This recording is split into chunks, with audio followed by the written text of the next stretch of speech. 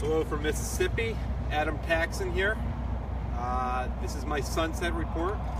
We actually have a sunset, a little obstructed by trees, which has been a rare occurrence when I've been trying to do these sunset and sunrise reports. If you're watching, please tell me that the volume and the picture are okay. I'm trying to do this all on my own. We're about 15 minutes, maybe a little bit more from sunset. I have some news and opinion for you. First of all, let me say I appreciate comments on this after the fact. I'm not going to be monitoring it. However, I will be appreciative if someone can just write a note in here saying that my head isn't cut off, as was the case a few days ago, Thursday, during the sunset in Alabama. And just let me know that the volume is okay. Just let me know sound and picture okay. If someone could comment that, I'd appreciate it. I'm going to check periodically, including right now. So if anyone's watching, just say sound, picture, okay. And I'll be right back.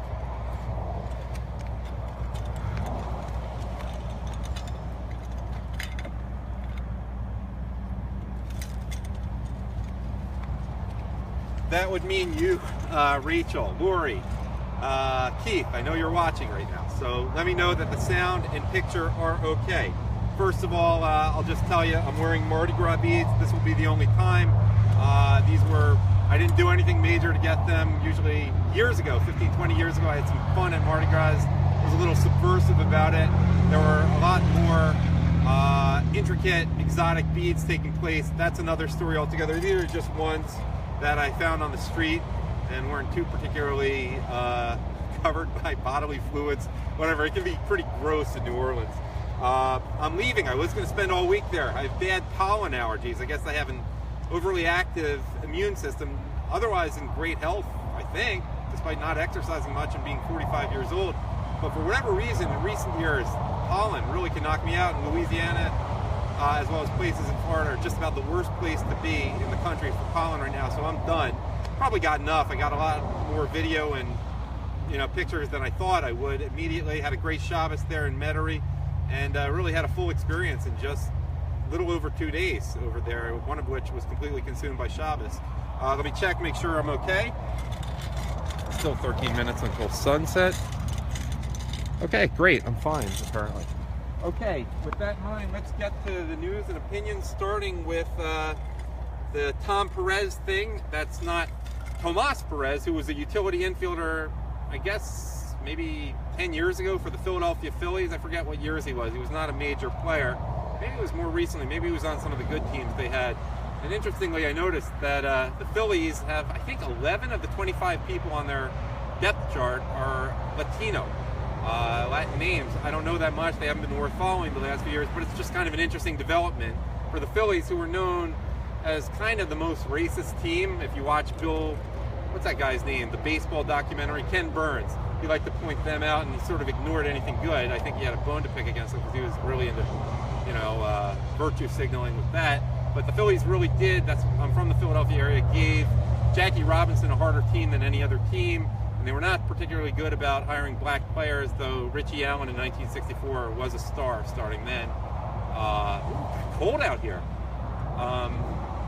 Interesting development. And then, of course, during those great years they had from like 2007 to 2011, two African-American players, Ryan Howard and Jimmy Rollins, along with pitchers and Chase Utley, were really the heart of the team. So anyhow, enough about that. Back to what we were talking about, Tom Perez. I went on a tangent regarding Tomas Perez. He was chosen to be the new head of the DNC over Keith Ellison, who's a Muslim who also, he doesn't want people to know it, went by Keith Hakeem, very anti-Israel. Tom Perez, far left. You can read about it. You can read about all these things pretty much on the Gateway Pundit, which I like to plug. But here is what Lori Averick from Philadelphia wrote me her thoughts on this. She has a lot of interesting thoughts, and I appreciate this. I appreciate all of you who gave me good stuff to work with here. I've been on the road for the most part today. I haven't really been able to sit down and analyze it, which I will do sometimes. But she wrote, not much going on in general other than WHC BS and DNC election. What's WHC? I don't know. I can't decide if I'm happy or sad that Keith Ellison didn't win.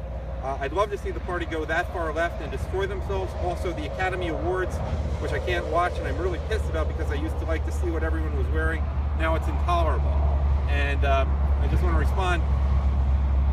You know, you think the Democratic Party will turn people off by going far left, but as Keith Levenberg, a point he made that I mentioned a few days ago, you think they're going to go to the left and turn people off, but really it often ends up that they just push sort of the middle, the left side of the middle, further left. So be careful what you wish for. The Academy Awards, I do recommend on that regard, I'm totally ignoring them, but just compare the crassness and the just lameness that you're going to see tonight by Googling on YouTube, Hattie McDaniel, that was Mammy and Gone with the Wind, Hattie McDaniel Oscar acceptance speech. And keep in mind, when you're watching how much classier things were back then, especially with what Hattie McDaniel said and the way she presented it, keep in mind she wasn't even allowed to sit with the rest of the performers there, which is another story. But just look at how classy she was. This is someone who wasn't even allowed to sit with the other actors and actresses. And instead of having a chip on her shoulder, well, just Google Hattie McDaniel Oscar acceptance speech. Now, another thing related to Tom Perez, the new DNC chair. This is from Kennedy McGovern, who's in North Carolina. I've quoted him a few times. Demo KKK rats elect far left goon Tom Perez as chair, Moonier Ellison to be his number 2. They keep losing, and they keep doubling down. The demo KKK rat party is like that guy in that Springsteen song, who, I have another term from Bruce Springsteen, is a little scatological stain, but in that Springsteen song, who kept poking his dead dog with a stick, hoping it would get up and run. And that, I think that song is Reason to Believe on the Nebraska album, which is considered one of his best, hoping it would get up and run. They simply refuse to accept the fact that the far left-wing cuckoo bird Obama-Pelosi brand ideology of their party is dead. There are some smart demo KKK rats screaming alone in the wilderness. These few know their party has to change. Okay, not necessarily smart. When you're down to control over 4 state governments, I guess that means both houses and the governor. When you're down to control over 4 state governments, this realization does not require a rocket surgeon. What's a rocket surgeon? Rocket scientist? Brain surgeon? You're checking if I'm paying attention there, Kennedy. And by the way, I love the fact that I'm getting this criticism of the Democratic Party by someone named Kennedy McGovern. I'm not making that up. But they are being ignored. I am only going to enjoy this to a point. The Republican Party is now resurgent after being milquetoast for 8 years, even after regaining the House and Senate in 2010 and 2014. But the lack of a viable opposition party spells trouble. A political party that has nothing to worry about will only stay honorable for a short time. Parties are run by politicians, after all. So the country needs the demo KKK rats to stop behaving stupidly. But in the short run, I have to admit, it is fun to watch. Just keep in mind, Hillary, if we don't, not getting into whether there was vote for her or all, did win the popular vote. So let's not get too carried away, too cocky. Just checking, making sure everything's okay with sound and picture.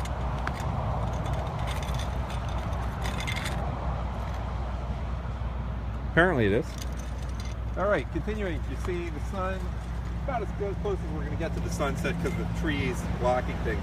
Continuing on with a few of particular Jewish interest stories, but hey, that's my bias. I'm Jewish, I care more. If you don't like it, fast forward a little bit. But you know, I do care more, but you know what, so does the media. I mean, someone farts in the direction of Mecca, it's a big story. Some thousands of people killed in Africa are not a story. So I'm not the only one who is a little more concerned with Jews than is probably proportionate.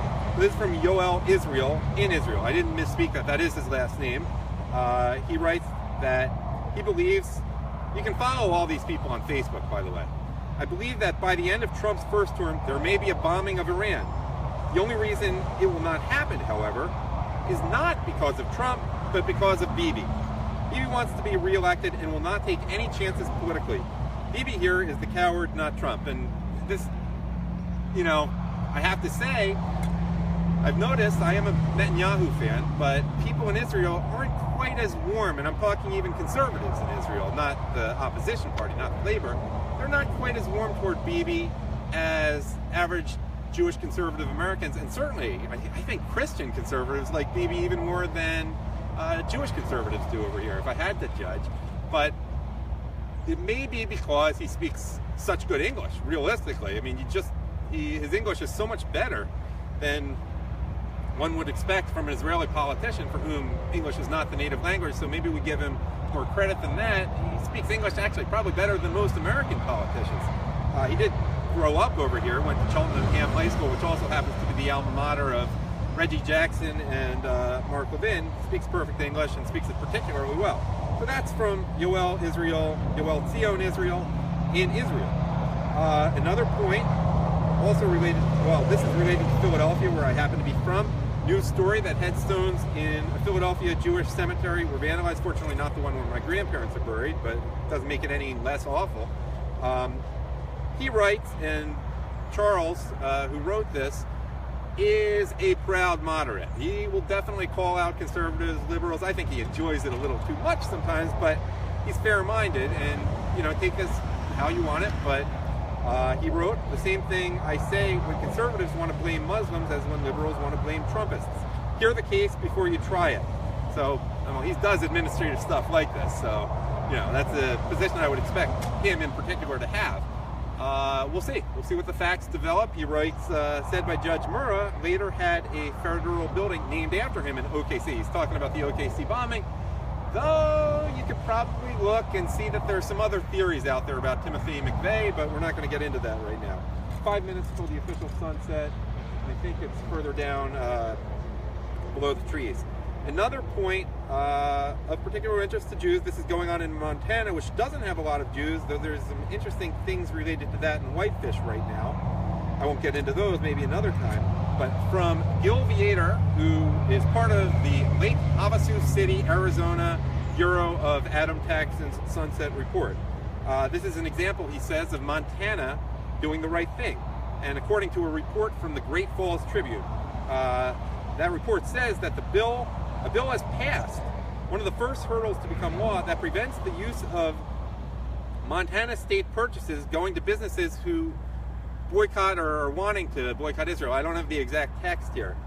Apparently, liberals are upset that this might be a stifling of free speech, disallowing funds going to a business that Republicans don't agree with. And Gil Vietor writes, of course, those same people are doing everything they can to avoid Chick-fil-A, which even if I weren't kosher, I probably would avoid right now because I'm on a diet, but that's another story. Going on, Keith Levenberg, maybe you saw my video with him from I think about a week and a half ago when we were both in Tampa. Losing track of days, I'm traveling so much. He writes a very well thought out thing here, criticism of Trump. He's not a never-Trumper, but he wasn't gung-ho pro-Trump. But he came along when it mattered at the election, we hope people do. So here's his short premise, then I'm going to go into the longer one if you're pressed for time. Keith Levenberg, whom you can follow on Facebook. I think he's on Twitter, but I can't remember what he goes by on. Maybe it's just Keith Levenberg. You know, I forget people's handles on Twitter when I know them personally. My shorter premise. Time for Trump to stop bitching about the media. Every Republican president has dealt with the media trying to undermine them. He doesn't need to call them out for fake news. Conservative media and the internet will do that job for him just fine. If he wants to screw over the media, the best revenge he can get is to get the economy going again and making America great again. The liberal establishment and the media will hate that. They do not hate being criticized by Trump. They love it. It feeds their persecution complex. I would rather feed their inferiority complex. Now, a longer thing he wrote, sort of along the same lines. Let me just, enough with the Mardi Gras beads, first of all. I'm done. I'm retiring these, and let me make sure that no one's complaining about the sound, which is a good thing. Enough with the Mardi Gras beads. Okay. Happy Mardi Gras, whatever. Keeping my spring training hat on that. I like this. Billy's spring training hat. All right. Okay, where were we? I can stand wherever now because the sun's gone. This is regarding CPAC, Conservative Political Action Conference, which took place. See, there's the Pollen in New Orleans acting up. I'll be out of here, heading north for a while, heading toward Memphis and St. Louis, then maybe to Colorado. Okay, Keith's longer premise is this. Trump's CPAC remarks hit the 15-minute mark before he got around to his prepared speech. The stream of consciousness portion kicked off with an airing of the grievances against his current nemesis, the media. Trump has a habit of fixating on someone he figures is trying to undermine him, and then going nuclear. At the moment, that someone is the media.